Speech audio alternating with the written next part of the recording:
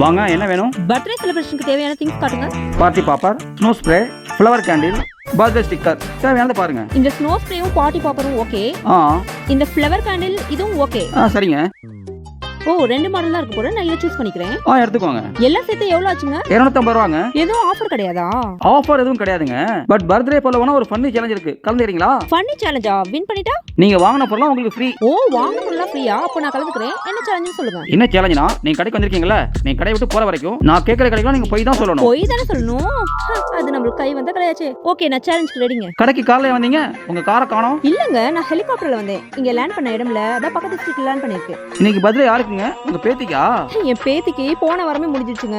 இது என் கொள்ளு பேரனுக்கு. அடே அப்பா, சரளமா போய் வருது. நாமளே தோத்துருவோம் போலயே. ஏங்க, பார்த்தா 30 வயசு மாதிரி இருக்கு. உங்களுக்கு கொள்ளு பேரன் இருக்கான்னு சொல்றீங்க? 30 வயசா? ஏங்க, எனக்கு 350 வயசு ஆகுதுங்க.